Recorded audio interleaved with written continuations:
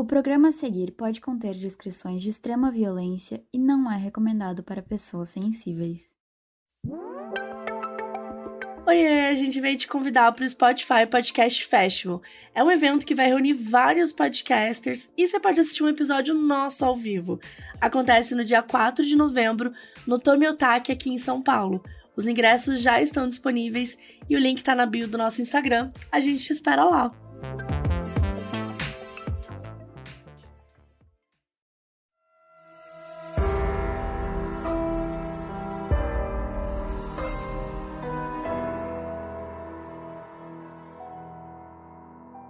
Em 26 de novembro de 2010, Yara Gambirasio, de 13 anos, saiu de casa para treinar lá perto. Ela fazia ginástica rítmica, mas naquele dia ela tinha ido só levar um aparelho de som para o seu grupo de dança. O tempo foi passando e nada dela voltar, então a família resolveu chamar a polícia. E a partir daí se iniciou uma verdadeira saga para encontrar a menina. Eu sou a Carol Moreira. Eu sou a Mabê. E essa é a história do desaparecimento de Yara Gambirasio.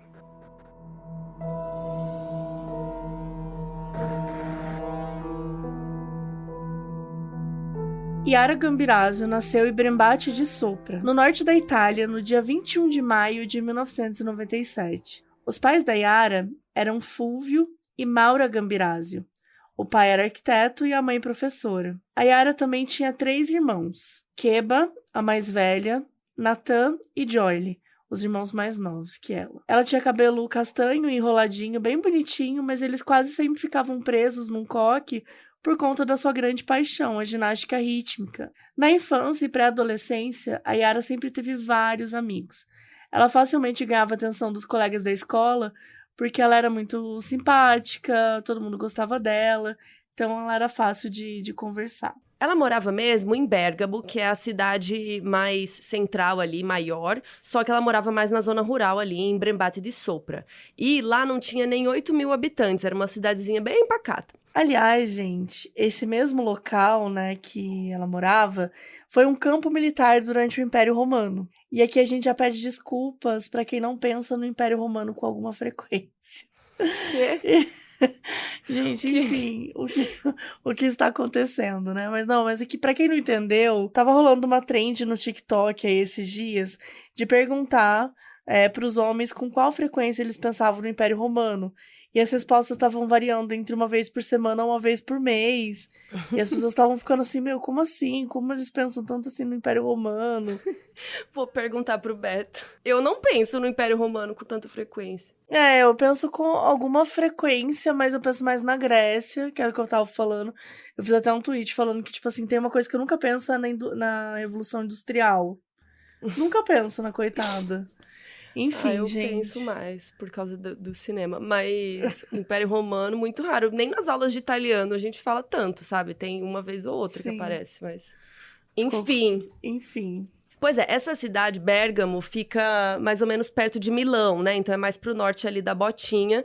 E ali não é, assim, um lugar que tem muita coisa turística, né? Então é legal de ir também, né? Mas ali perto também fica o Lago de Como, que eu já visitei, que é um lugar bem lindo, bem turístico. No verão também é super gostoso. Eu fui no inverno, infelizmente, mas recomendo o Lago de Como. E agora vamos falar um pouquinho sobre a ginástica rítmica na vida da Yara, né? A ginástica rítmica é um esporte que pode ser combinado com várias características de balé e de dança, e com certeza você já viu alguma apresentação na TV. Eu sou apaixonada, inclusive, pelas apresentações, e as brasileiras costumam mandar muito bem, e eu amo as músicas, principalmente quando envolve funk. Mas enfim, é um esporte que foi crescendo muito ao longo do tempo. Aqui nessa história, a gente tá em 2010. E nessa época, a ginástica já era super respeitada no mundo. Também era super respeitada na Itália. Então, tava tudo a favor, assim, da Yara, que amava, né? E os treinos eram muito intensos. Geralmente as atletas começam a treinar desde cedo, desde novinha.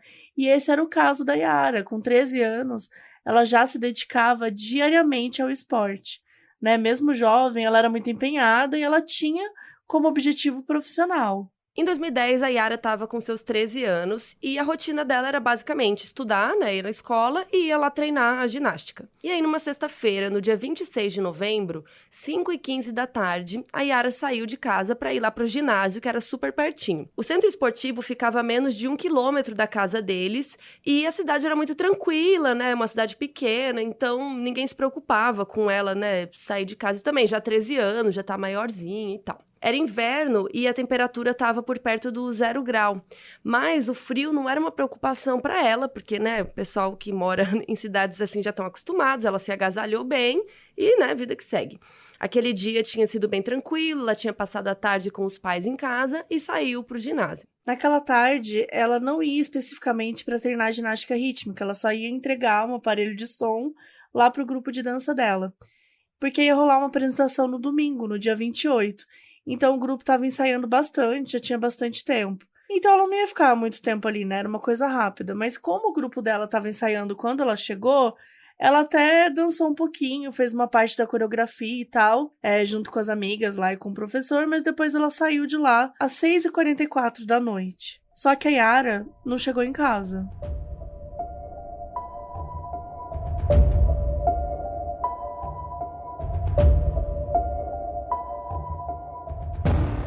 Mais ou menos por volta das 19 horas, os pais dela, o Fulvio e a Maura, tentaram ligar, mas o celular não estava tocando, já estava caindo direto na caixa postal. E eles esperavam mais um pouco e nada dela retornar. E ela não costumava fazer isso.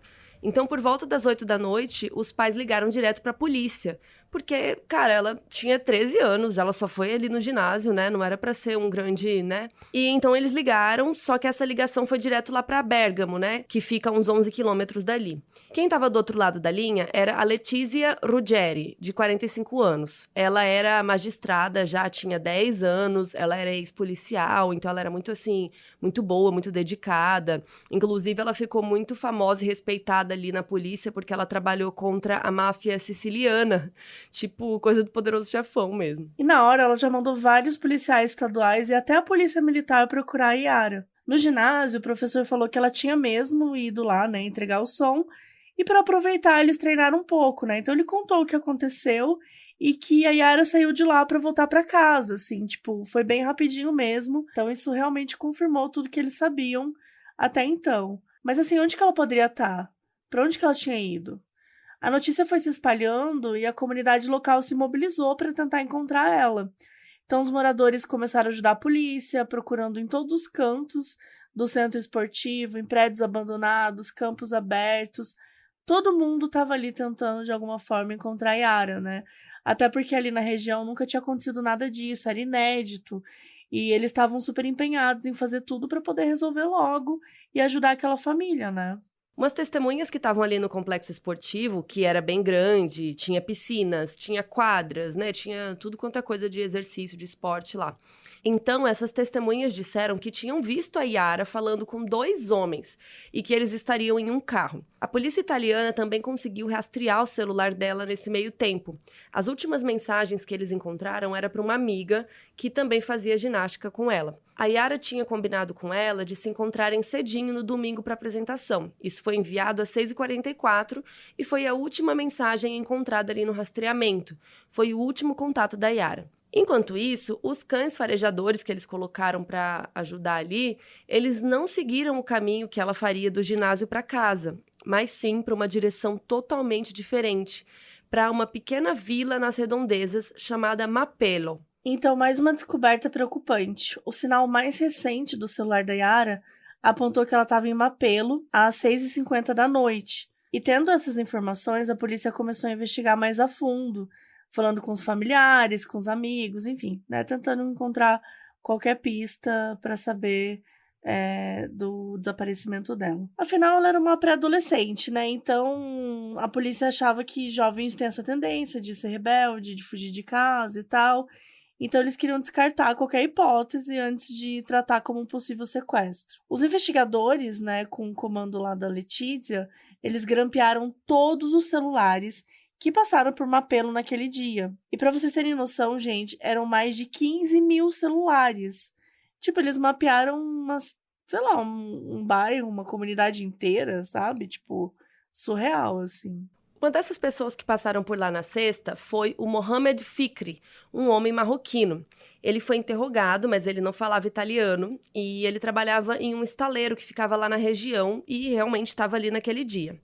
Esse estaleiro era um dos lugares próximos que a Yara esteve antes do celular dela perder o sinal. E aí a polícia ficou bem esperta quando um intérprete disse ter ouvido, numa das ligações que foram grampeadas desse Mohamed aí, ele estava falando em árabe e ele disse o seguinte: Deus me perdoe, eu não a matei. Desde o dia 26 de novembro, que foi o dia que ela desapareceu, a mídia local estava falando muito sobre o caso, né? Principalmente porque era algo muito raro ali na região. E quando vazou essa fala do Mohamed, a polícia e os jornalistas fecharam o cerco em cima dele. Mesmo que a frase falasse justamente o contrário, né? Ele dizendo que não matou, para a polícia, para os jornalistas, enfim. Eles acharam que ele era responsável e que ele estava meio que confessando para pedir perdão a Deus. E aí o Mohamed foi preso no dia 4 de dezembro. A van dele foi revistada. E lá dentro encontraram um colchão e algumas manchas que eles disseram ali que pareciam ser de sangue. E aí, dias depois, o Mohamed foi liberado, porque a polícia descobriu que aquela tradução no telefone não estava certa. O tradutor tinha entendido errado. Ao invés de dizer Deus me perdoe, ele disse Deus me proteja. E quanto às manchas encontradas na van, não eram de sangue. A investigação voltava para estaca zero, e eles continuavam sem nenhuma notícia sobre a Yara.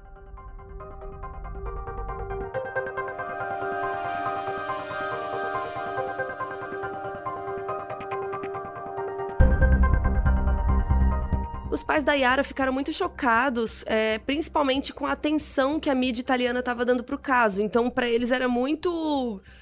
Sabe, quando é muita coisa, assim, porque eles tinham que ficar reclusos em casa, porque tava um monte de gente na porta, sabe? E eles não queriam dar declarações.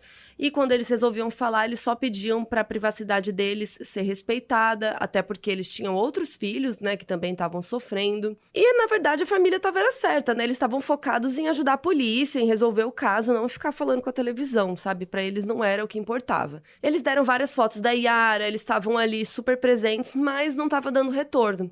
Então, depois que eles estavam já mais desesperados, eles falaram, cara, é isso, vamos dar uma entrevista para a televisão e bora.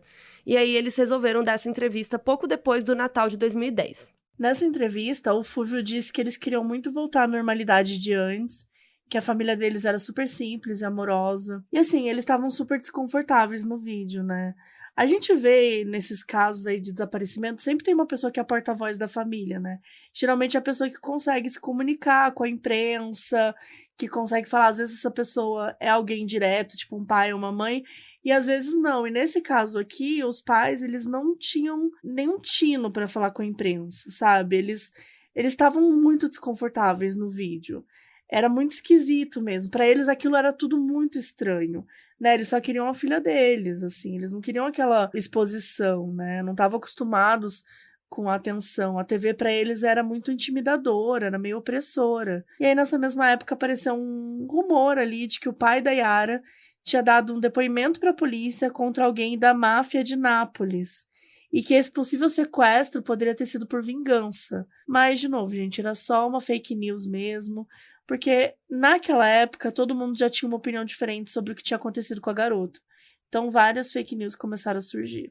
O desaparecimento da Yara trouxe à tona mais uma vez um outro caso que tomou conta da Itália a partir de 2007, que muito provavelmente vocês até já conhecem, que é o caso da Amanda Knox, que tem o documentário da Netflix, já foi episódio nosso aqui, né, lá no comecinho, o número 19. Só para resumir um pouquinho, né? Uma moça inglesa, a Meredith Kersher, foi assassinada quando ela tinha 21 anos no quarto de casa, onde ela estava morando com mais 3 meninas. As italianas Filomena Romanelli e Laura Mezzetti. E a amiga americana, que era a Amanda Knox, de 20 anos. Elas estavam morando em Perugia, que fica mais para o sul da Itália, ali perto de Roma. Elas estavam lá para estudar. E quem encontrou o corpo na madrugada do dia 2 de novembro, e toda a cena do crime, né, aquele sangue e tudo mais, foi a própria Amanda, que ligou para o namorado e ligou para a polícia, né? Mas como a polícia viu que a Amanda e o namorado, o Raffaele Solicito, eles eram os únicos na cena do crime, então eles se tornaram suspeitos. E também pelo fato de que eles se comportaram estranhos e tal. A gente explica tudo isso lá no episódio, então vale a pena voltar e ouvir caso você nunca tenha ouvido. Ou reouvir, porque também já passou bastante tempo. Mas enfim, a partir daí uma investigação começou e, assim como essa que a gente está falando agora da Yara, ela foi cheia de especulações. Os jornalistas cobriram o caso intensamente e a morte da Meredith foi o alvo de diversos tabloides sensacionalistas. Cada hora surgiu uma teoria diferente. E basicamente era isso, a Itália parecia que ela estava diante de outro caso assim, sabe? Porque, assim como no da Yara, agora as teorias não paravam de surgir. E a TV e os jornais produziam muito conteúdo e davam atenção para essas teorias, né? E aí, obviamente, isso também atrapalha as investigações. E aí meses se passaram e nada, nenhum avanço, nada importante para a polícia rolou. Até que no dia 26 de fevereiro de 2011, quando já tinham 3 meses que a Yara estava desaparecida, um homem chamado Hilario Scotti estava pilotando um pequeno avião com controle remoto em uma área que ficava a mais ou menos 10 quilômetros lá de Brembati. Era na cidade de Chignolo d'Isola, que tinha muitas indústrias e campos abertos. E como o avião era pequeno e a área não costumava ter gente passando, não tinha perigo dele estar lá. Só que o aviãozinho dele caiu lá no meio de uma mata e o Hilario foi lá buscar. E lá na mata, ele encontrou uma coisa horrível. Sapatos, pedaços de roupas e um corpo. E claro que imediatamente ele ligou para a polícia. A Letícia foi avisada, né, que um homem tinha encontrado um corpo numa cidade próxima da Yara. Então ela foi até a cena do crime. Infelizmente, ela reconheceu a jovem Yara, de 13 anos. O corpo dela já estava em estado avançado de decomposição e ela estava com a jaqueta de treino de ginástica rítmica. Perto do corpo tinham várias coisas, um iPod, o cartão de memórias do celular dela e a bateria também, mas nada do celular em si. E também tinha uma jaqueta da Hello Kitty e as chaves da casa dela. Quem fez a autópsia foi uma médica forense chamada Cristina Cataneo, e uma das primeiras descobertas foi um tipo de pó que era usado em construções civis que estava nas vias aéreas da menina. Então talvez o responsável pelo crime trabalhasse com construção de casas ou prédios. A Yara não tinha nenhum indício de ter sido abusada sexualmente e nas roupas dela tinha uma fibra vegetal que é utilizada para fazer cordas. Outra característica que parecia levar para um suspeito aí que trabalhasse no ramo de construção, talvez engenharia, alguma coisa do tipo. A Yara tinha vários ferimentos pelo corpo que perfuraram as suas roupas. Ela tinha ferimentos na cabeça, no pescoço, mas isso não foi suficiente para tirar a vida dela. A arma do crime não foi encontrada no local, mas provavelmente era algo bem afiado. Mas a causa da morte mesmo provavelmente foi o frio. Como era novembro, lá no inverno europeu, né, a Yara teve hipotermia e ela foi deixada ali naquele campo sem muitas roupas, né, totalmente debilitada. Então, infelizmente, ela faleceu por causa do frio, na verdade. Mas ela tentou lutar. Nas suas mãos encontraram fragmentos de grama, então significava que ela tentou apertar o mato, talvez para tentar se levantar ou fugir, mas ela não conseguiu. E o corpo da Yara ficou exposto por 3 meses, né, em chuva, sol, frio, a tudo, assim. E aí todas essas questões atrapalhavam bastante a polícia a encontrar mais evidências concretas. E uma das únicas amostras de DNA que conseguiram foi da bateria do celular da Yara e na calcinha dela. Lembrando aqui, gente, que a autópsia ela não encontrou nenhum indício de crime sexual físico. Não dá pra saber o que é essa amostra de DNA na calcinha dela. Se não necessariamente é de esperma, pode ser alguma outra coisa. A gente não sabe exatamente o que aconteceu. Talvez a pessoa que estava cometendo esse crime mudou de ideia, ou a Yara lutou contra, ou não tem nenhuma marca física de algo que aconteceu por ali. O que a gente sabe é que é isso, que encontrou essa amostra na bateria do celular dela e também na calcinha dela. Encontraram traços de que esse DNA seria de um homem, mas não conseguiram dar match com nenhum registro de DNA já existente no sistema deles. Por isso, o nome dessa amostra ficou como Desconhecido 1. Foi assim que a polícia chamou ele desde o início, e assim como nós vamos falar aqui também para a gente não se perder. Esse Desconhecido 1 era possivelmente um homem de olhos claros, olhos azuis ou verdes, mas eram só essas as informações que eles conseguiram dar. E aí, depois dessa pista, a polícia começou a coletar DNA de pessoas próximas da Yara. Primeiro da família, depois de amigos, colegas de escola, dos treinos. E, por fim, pediram para a comunidade local também ceder amostras de DNA para a polícia. Eles queriam testar todo mundo, até quem não conhecia a Yara direito, ou que trabalhasse ali no ginásio ou no colégio, sabe? Testar todo mundo mesmo, vamos ver se dá alguma coisa. O enterro da Yara aconteceu no fim de maio de 2011, naquele mesmo ginásio onde ela treinava com as amigas e com as colegas. O caixão branco com flores brancas emocionou todo mundo que estava ali para prestar uma homenagem. A mídia, né, claro, cobria tudo o que acontecia em detalhes. E aí, óbvio que o funeral não ia ficar de fora. E para evitar que ficasse muito lotado ali dentro, colocaram um telão do lado de fora para o público poder assistir a cerimônia. Tinha muita gente lá fora. O presidente da Itália, na época, era o Giorgio Napolitano, e ele mandou uma mensagem oficial para o prefeito de Brembate di Sopra. Ele disse que o caso tinha comovido toda a Itália, e ele completou dizendo assim: "A minha esperança é que possamos lançar luz sobre esse crime hediondo e fazer justiça à memória da pobre Yara." E uma coisa importante pra gente comentar aqui é que a Letícia, que era a delegada, a mídia não estava, assim, tratando ela com carinho, digamos, porque ela era mãe solo e é bizarro isso, mas a Itália, às vezes, é muito tradicional, sabe? Então, faz 10 anos por aí, né? Mas, mesmo assim, as pessoas, tipo, menosprezavam ela por causa disso, sabe? E ela era uma mulher liderando uma equipe de vários policiais, de especialistas forenses e tal. Então, na cabeça de muita gente ali italiana preconceituosa, né, e machista, eles achavam que uma mulher jamais encontraria um assassino, sabe? E ainda, a Letícia tinha uma personalidade muito forte, sabe? Ela era muito esportista, ela tocava guitarra, ela tinha, sei lá, uma orelha cheia de brinco, ela era faixa preta no karatê, sabe? Então, as pessoas criaram muito preconceito aí com ela. E ainda durante a investigação, né, depois de encontrarem o corpo da Yara, um político italiano chamado Daniele Bellotti escreveu uma carta aberta denunciando o que ele considerava a incompetência da Letícia e que alguém com mais experiência deveria entrar no lugar dela. Outra coisa que pegou mal para ela no início da investigação foi o fato dela ter retirado as acusações contra aquele homem marroquino, né, o Mohammed.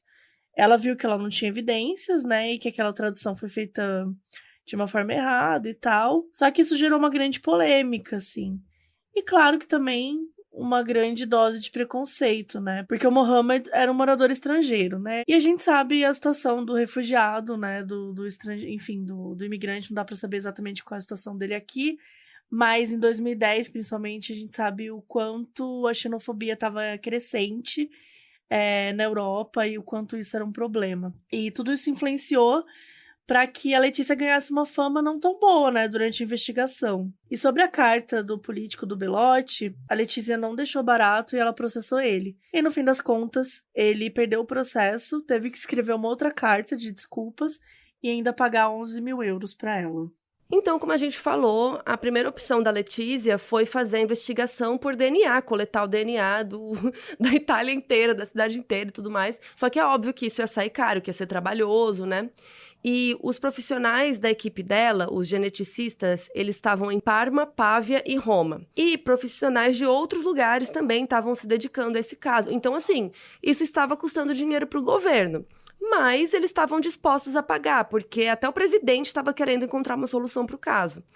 Eles chegaram a colocar uma câmera na área do cemitério onde a Yara foi enterrada, na esperança do assassino voltar a visitar o túmulo. A gente já falou aqui, a gente fala até no nosso livro, Modus Operandi Guia de True Crime, compre o livro, que tem essa coisa de serial killer, às vezes, voltar para ver a cena do crime ou para ver, né, o túmulo da pessoa e tal, mas, nesse caso, nada aconteceu. Só que de tanta tensão e cobrança, né, por conta da sociedade, da própria família da Yara, a polícia resolveu tentar uma nova abordagem na investigação por DNA. Ao invés de procurar o DNA de pessoa em pessoa, né, que ia demorar meses ou até anos, também porque os policiais precisavam do consentimento de todo mundo para colher as amostras, eles tiveram uma ideia: procurar o cromossomo Y, que os homens têm esse cromossomo específico, enquanto as mulheres têm o X. E esse cromossomo é passado de geração a geração e é igual em cada família. Ou seja, a ideia era pegar o cromossomo Y presente no DNA, que já tinha sido encontrado do desconhecido 1, e a partir dali procurar a linhagem familiar desse cara. Bem doido, né, isso aí. Ao mesmo tempo, em maio de 2011, a Letícia decidiu também investigar a área da mata onde a Yara foi encontrada. Ela descobriu que perto dali tinha uma balada chamada Sabe Mobile, que não tinha uma fama muito boa, tinha uma fama de ser violenta, com brigas, aquela coisa. Mas ela pensou que a pessoa que deixou a Yara sozinha devia conhecer aquela parte da cidade. Então ela quis escolher o DNA dos homens que passavam por ali nos fins de semana. Até que uma dessas amostras era bem parecida com a que eles tinham do desconhecido 1. as que estavam, né, no celular e na calcinha dela. Era Damiano Guerinoni, frequentador da boate. Ele tinha 20 anos. Só que, na data que a Yara desapareceu, ele não estava nem no país. Ele estava numa viagem pro lado de cá, pra América do Sul. Então ele foi descartado, né? Porque assim, não teria como ter participação no crime. Mas os profissionais que estavam ali estudando as amostras e tal, disseram que tinham quase certeza que aquele Damiano era próximo da pessoa que fez aquilo com a Yara. Talvez fosse algum parente, alguma coisa do tipo. E agora que veio uma revelação chocante pro caso, os investigadores fizeram a árvore genealógica do Damiano, né? E eles descobriram que a mãe dele, a Aurora, tinha sido empregada da casa dos Gambirásio. E aí, quando foi interrogada pela polícia, a Aurora ficou chocada com essa ligação e ela disse que ela sempre se deu bem com a família, inclusive com a Yara, né, com quem ela teve uma relação bem afetuosa. A Aurora até falou para a polícia do amor que a Yara tinha pela ginástica rítmica, enfim. Só que tudo isso acabou sendo uma coincidência, porque além da Aurora, que era uma mulher de meia idade, e o Damiano, que não estava nem na Itália, a polícia não tinha ninguém para responsabilizar. A Letícia mandou colocarem uma escuta na casa dos dois e ficarem observando ali, né? E ficaram meses e meses nisso, mas nada indicava que eles eram os responsáveis pela morte da menina. Só que a Letícia sentia que eles estavam chegando perto e que o DNA do Damiano podia ser alguma coisa importante. Mas ela ainda não tinha uma saída, ela só estava com um instinto, assim, né? Sendo que ela estava sofrendo uma pressão enorme para resolver o caso. E nisso já tinha se passado quase um ano da morte da Yara, era setembro de 2011. E desde maio, junho, a equipe da Letícia estava montando uma árvore genealógica aí do Damiano, porque ela estava desconfiada aí desse DNA e era meio que o que tinha também. E a equipe conseguiu montar até a raiz da árvore. Descobriram que a família dele começou em uma vila chamada Gorno, que ficava ao norte de Bérgamo. Era ali super pacato, super tranquilo, famílias super antigas que moravam lá desde que a Itália era Itália. E descobriram que um tio do Damiano, chamado Giuseppe, morava ali, mas que ele tinha morrido em 1999. E aí, mesmo assim, a Letícia foi até a casa da viúva do Giuseppe e encontrou lá a Laura. E lá ela tentou conseguir algum objeto ou roupa dele que ainda poderia ter traços do DNA, né? Só que imagina, gente, mais de 10 anos, né, já tinham se passado. Era uma tarefa muito difícil, mas a Letícia conseguiu algo. Ela pegou 2 selos que ele teria usado para colocar na carteira de motorista. Voltado para o laboratório, os geneticistas conseguiram linkar o Giuseppe com o desconhecido 1. Eles eram pai e filho. A partir dessa informação muito importante, a Letícia foi dar uma olhada nos filhos do Giuseppe com a Laura. Ao todo eram 3, uma mulher e 2 homens. Os 2 homens eram o Pierpaolo e o Diego. Vocês estão sentados? O DNA desses filhos homens não batiam com o do desconhecido 1. Ou seja, o Giuseppe tinha traído, né? Tinha tido um filho fora do casamento em algum momento. E era ele que eles precisavam encontrar. Durante boa parte da sua vida, o Giuseppe trabalhou como motorista de ônibus e por isso viajava bastante. E aí, quando a polícia foi falar com a Laura de novo, ela afirmou várias vezes que só tinha tido 3 filhos e que jamais, ela não sabia, mas jamais o Giuseppe teria tido um filho fora do relacionamento deles. Só que os fatos estavam indicando outra coisa, que sim, ele teria traído ela em algum momento. Para Laura, que já era idosa, e para os filhos dela, que descobriram que tinham um meio-irmão, gente, imagina essa notícia, né? Não deve ser simples, ainda mais nesse contexto de um crime, né? Mas, né, a polícia tinha que seguir o trabalho deles lá. E a partir disso, era preciso descobrir, então, quem era a mãe do desconhecido 1. E agora eles precisavam pegar os DNAs de mulheres. E a mudança gerou bastante desconforto em parte da população que não estava entendendo o que aquilo tinha a ver com o assassinato da Yara. Até porque, gente, é esse o motivo pelo qual a população não tem que acompanhar uma investigação, né? Tipo assim, a população não tem as informações necessárias para entender o que aquilo tá acontecendo. Por isso que a gente sempre fala isso. Não é para ficar acompanhando em tempo real. Às vezes a gente pensa, nossa, a polícia tá viajando, a polícia não tem nada a ver, e a polícia teve alguma informação ali dentro que fazia sentido procurar aquilo. Então, sabe, a população tem que ficar no quadrado dela. Mas enfim, não tinha muito o que fazer, né? E como a área da vila onde o Giuseppe morou era super remota e afastada, também era um desafio para a polícia ficar indo lá toda hora e tal. A gente não tá falando de Milão ou de Veneza, né, que são cidades super conhecidas e movimentadas. Os lugares ligados ao caso da Yara, eles eram super calmos, as pessoas eram reservadas. Então, tudo aquilo, aquele movimento, era muito novo para todo mundo, até para a polícia. E aí chegamos no ano de 2012 e nada de encontrarem um assassino.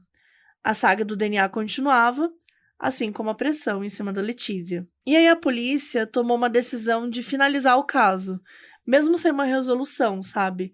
Mas assim, eles não queriam mais investir em algo que não estava dando retorno, que era muito caro. E aí a investigação de DNA custava muito dinheiro para o governo. Só que a Letícia, ela não se deixou levar por isso e ela insistiu para que o caso fosse reaberto.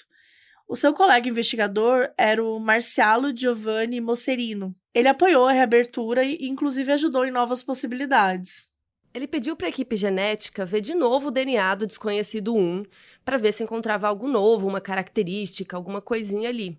E encontraram uma mutação que só a mãe dele poderia ter. Com isso, talvez tivesse alguma saída para encontrar essa mulher misteriosa, né, que eles estavam doidos atrás. A teoria era de que o desconhecido 1 tinha nascido entre os anos de 60 e 70.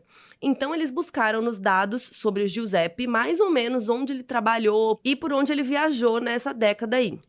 A polícia encontrou alguns colegas de trabalho dele, mas ninguém falava nada de muito útil. A única coisa é que uma dessas fontes disse que o Giuseppe era um mulherengo, sim, mesmo depois de ser casado. E eles descobriram que todo mês de maio, o Giuseppe viajava para um spa chamado Salice Terme, no sul de Milão, sem a esposa. E a investigação seguiu por 2013, só com esses avanços. Era muito pouco, né? E as pistas eram meio mornas e tal, mas a Letícia e o Marcialo não desistiram. Até que em 2014, um desses homens que estava prestando depoimento, finalmente, de forma super relutante, revelou um nome. Era de uma mulher chamada Esther Arzuffi. A Esther e o Giuseppe se conheceram mesmo nos anos 60. Eles moravam perto um do outro numa cidade chamada Ponte Selva. A Esther era casada com um homem chamado Giovanni Bossetti, que tinha várias questões de saúde, artrite, depressão. E eles se casaram em 66, quando ela tinha 19 anos. Só que a Esther trabalhava numa fábrica têxtil e tinha que pegar ônibus todo dia.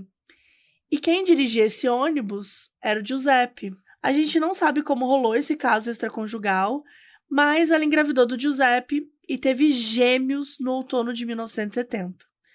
Um desses filhos era um homem chamado Massimo Giuseppe Bossetti. Sim, o nome do amante era o nome do meio do filho.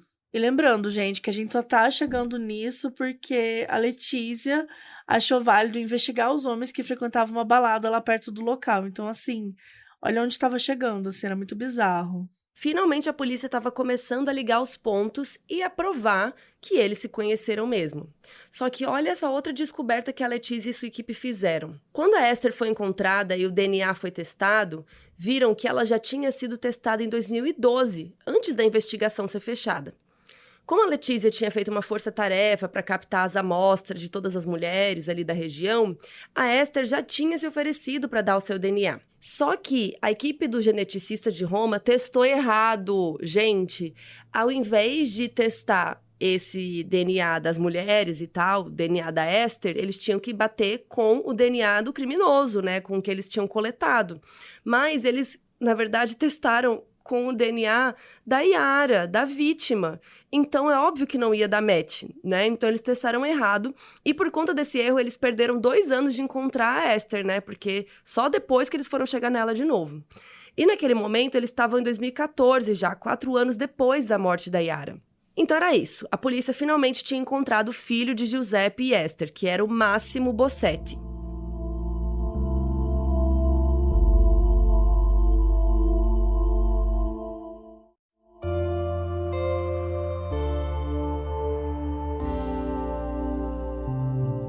Em 2010, o ano da morte da Yara, o Máximo estava com 40 anos e era casado com Marita Come. Eles tinham 3 filhos que já eram adolescentes. A família Bossetti morava em Mapelo, aquela aldeia onde a Yara tinha sido encontrada sem vida. O Máximo tinha olhos bem claros, ele não era muito alto, e quando jovem, ele era conhecido pelos seus amigos como o Animal. Ele não foi pego logo depois de terem descoberto que ele era filho do Giuseppe. A polícia ainda precisava comprovar que o desconhecido 1 e o Máximo Bussetti eram a mesma pessoa, né? E olha só como a polícia fez uma pegadinha aí com ele. No dia 15 de junho de 2014, a Letícia mandou fazerem um bloqueio de estrada falso e pararam ele no carro. Quando o Máximo perguntou o que estava rolando, os agentes disseram que teria que fazer um teste de bafômetro. E ele deixou. Só que era fake, né, gente? Eles estavam querendo uma amostra do DNA dele, né? O caso da Yara era falado pela Itália toda, né? Mesmo depois de 4 anos e tal. Então, todo mundo sabia desse rolê da investigação de DNA. Então, a polícia achou melhor fazer dessa forma. No resultado, a compatibilidade deu em 21 marcadores da amostra. Sendo que quando já tem 16 ou 17, eles já consideram que né? Que bateu. Ou seja, não restavam dúvidas que o Máximo era o cara que eles estavam procurando. No dia 16 de junho de 2014, um dia depois do bafômetro fake, enquanto trabalhava numa obra, o Máximo foi algemado pela polícia italiana e acusado de ter assassinado Yara Gambirasio.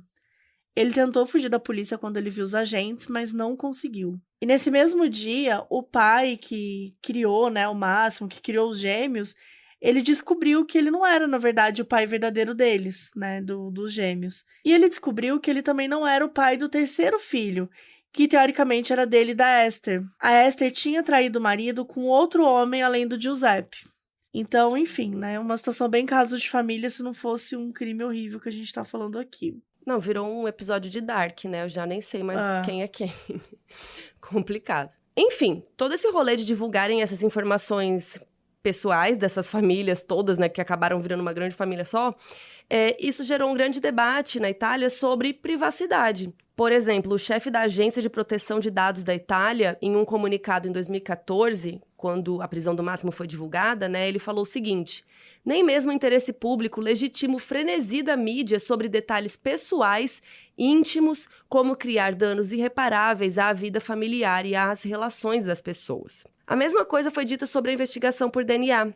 A Letícia disse em uma entrevista para o New York Times que ninguém nunca se recusou a ser testado para o caso, mas que a polícia podia abrir uma ordem judicial se fosse necessário também. Ela também falou que reconhecia a grandiosidade da investigação, mas que ao mesmo tempo nunca existiu nenhum obstáculo na lei para que ela seguisse dessa forma. Uma das perguntas que muitas vezes foi feita é por que a Letícia foi direto para encontrar provas do crime via amostra de DNA, né? Por que ela fez aquele esquema de testar mais de 20 mil pessoas? Além da tecnologia que foi avançando ao longo das décadas, né? A ponto das cenas de crimes mais misteriosas serem desvendadas com provas de DNA, existia naquela época, em 2014, uma grande dúvida nos italianos. O primeiro caso conhecido que a polícia usou DNA para incriminar o responsável foi em 1986 na Inglaterra. A gente fala disso no livro Modus Operandi Guia de True Crime, sem querer fazer o nosso publi aí mais uma vez. E aí a gente conta nesse caso que aí a partir da suspeita da polícia, né, um geneticista que na época tinha publicado um artigo que falava das amostras de DNA e como elas poderiam identificar uma pessoa, ele virou parceiro na investigação. O nome dele era Alec Jeffries. Só foi em 1988 que encontraram o assassino, o Colin Pitchfork, que teve uma amostra do seu sangue testada para um exame de DNA. E o exame confirmou que ele era o responsável porque a polícia tinha colhido o sêmen no corpo das vítimas. E a partir daí todo mundo começou a investir em investigações, né, com essa ideia. O próprio caso da Amanda Knox aumentou muito também os questionamentos das pessoas com relação ao trabalho da polícia, né? Lembrando que a Amanda depois foi inocentada, mesmo depois da polícia afirmar que tinham provas que ela tinha matado a amiga, nananã, quando, na verdade, sempre souberam que tinha o DNA de outras pessoas na cena do crime, né? E voltando aqui para o caso da Yara, o laboratório que conduziu a testagem apresentou um comunicado dizendo que o DNA do Máximo era o mesmo que foi encontrado no corpo da menina, que não restavam dúvidas e que isso não era uma questão a se discutir. Os geneticistas ainda falaram que a chance de as duas amostras baterem era de 1 em 2 bilhões. E depois que o Máximo já estava em custódias, os investigadores começaram a descobrir mais coisas. Que ele vivia andando de carro pela região onde a Yara morava. Ele parava o carro dele, né, que era branco, em lugares bem próximos da casa dos Gambirasio. Na academia local, numa pizzaria no fim da rua. Ele também frequentava muito lojas de bronzeamento artificial. Mas uma coisa que deixou a polícia aflita foi quando viram as pesquisas de internet que ele fazia.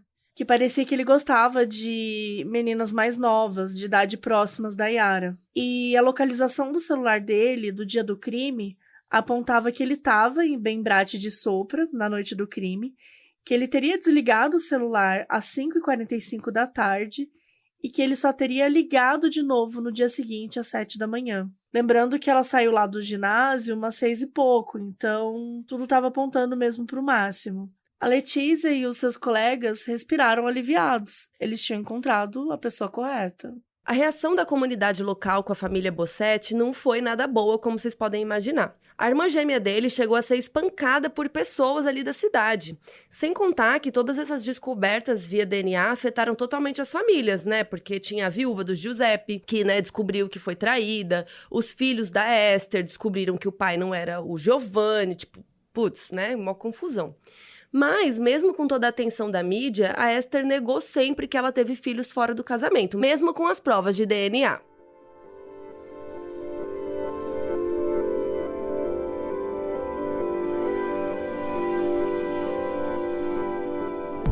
O Máximo foi preso em julho de 2014 e ele ficou esperando pelo julgamento, que começou só um ano depois, em 2015. Desde o início, ele afirmava que ele era inocente o tempo todo. Ele até disse uma vez: "Eu sou estúpido, idiota e ignorante, mas eu não sou um assassino." Ele afirmava que ele sofria de hemorragias nasais e que alguém tinha roubado suas ferramentas, inclusive uma faca, uma espátula e um furador. E provavelmente, essas ferramentas estavam sujas de sangue devido a essa hemorragia que ele tinha. E de fato, ele reportou o roubo das suas ferramentas 2 anos depois do assassinato da Yara, em 2012. Ele insistia para o juiz e para o júri que as provas de DNA contra ele foram fabricadas pela polícia e que não tinha como eles terem descoberto o desconhecido 1 depois da cena do crime ter sido exposta àquele clima diverso, chuva, calor, enfim, ficou 3 meses naquela área descampada, A gente comentou aqui como isso prejudica o corpo.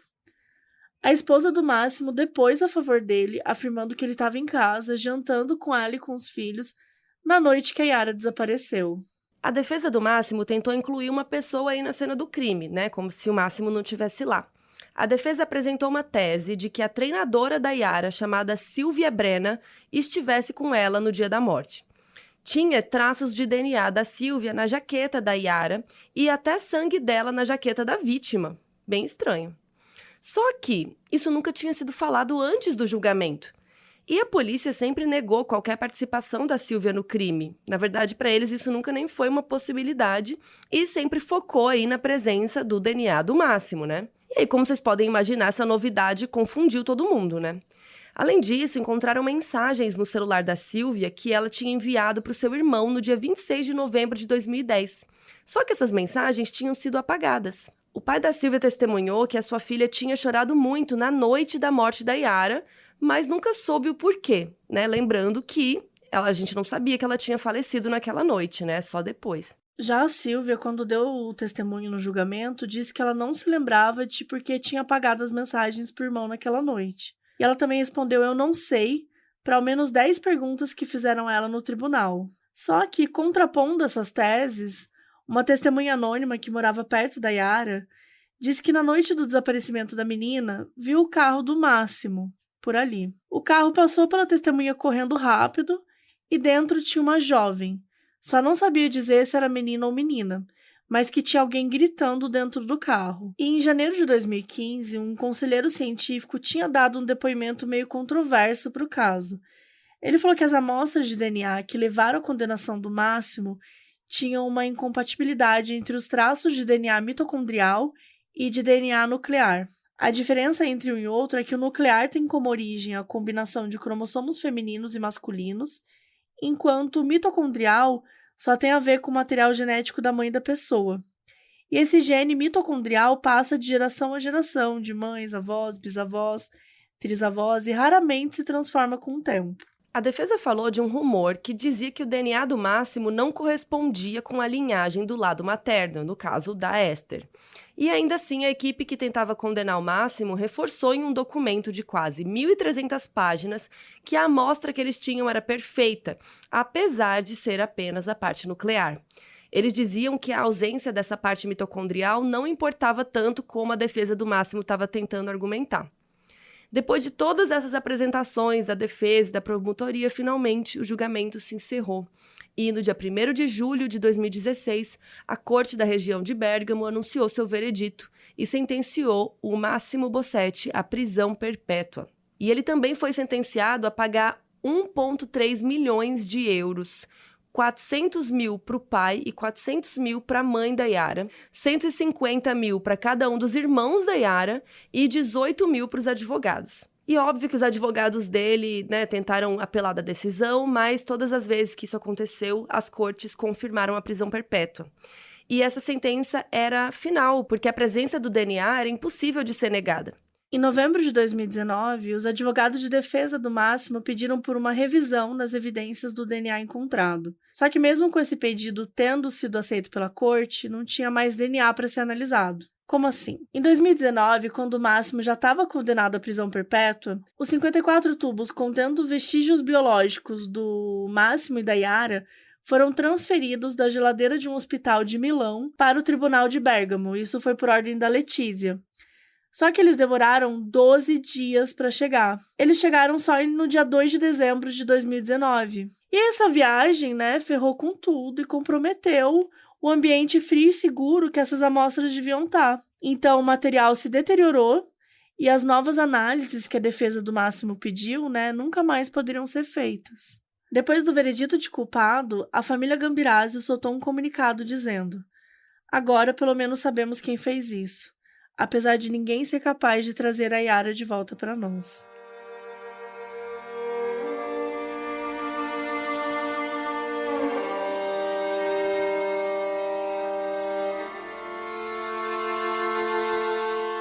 Em 2021, a Netflix lançou o filme chamado Yara, que é uma produção italiana dirigida pelo Marco Tullio Giordana. O filme é totalmente baseado na investigação que começou depois da polícia ter encontrado o corpo. Por isso, a narrativa foca bastante no trabalho da Letícia até a prisão do Máximo ser efetuada. O filme não foi muito comentado aqui no Brasil, mas gerou críticas muito positivas aí no mundo afora.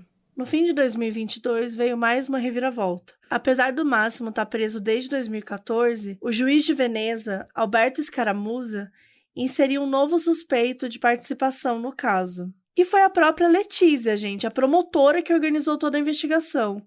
Mas por quê? Por fraude processual ou desvio de informação ou preservação dos achados da investigação. Isso quer dizer que a Letícia pode ter fraudado ou desviado alguma prova contra o Máximo. Isso aconteceu principalmente por conta daquela transferência lá das amostras que ela pediu para ser feita em 2019. E é mais uma suspeita ligada à conservação das provas. Os advogados do Máximo claramente ficaram bravos e se queixaram na justiça.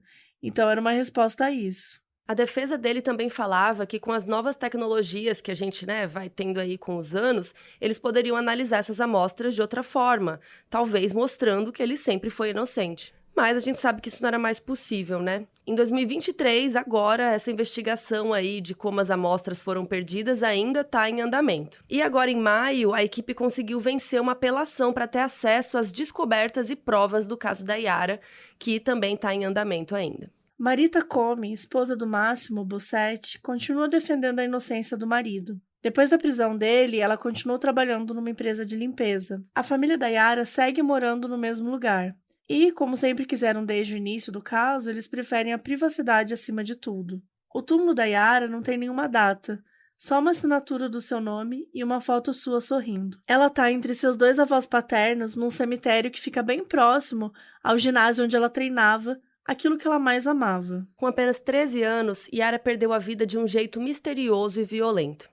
Máximo Bossetti continua se declarando inocente até os dias de hoje.